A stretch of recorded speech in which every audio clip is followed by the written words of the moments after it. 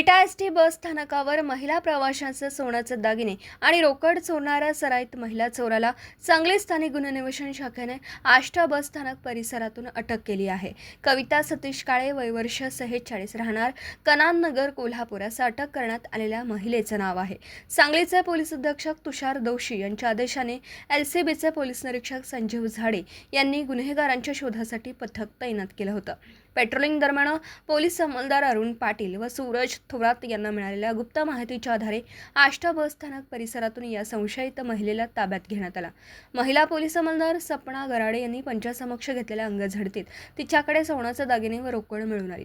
2 महिन्यांपूर्वी विटा बस स्थानकावर गर्दीत बसमध्ये चढणाऱ्या महिलांच्या पर्समधून हे दागिने चोरल्याची कबुली तिने दिली आहे. पुढील तपासासाठी आरोपी व मुद्देमाल विटा पोलिसांच्या ताब्यात देण्यात आला असून पोलीस हेड कॉन्स्टेबल उत्तम माळी या प्रकरणाचा पुढील तपास करत आहेत.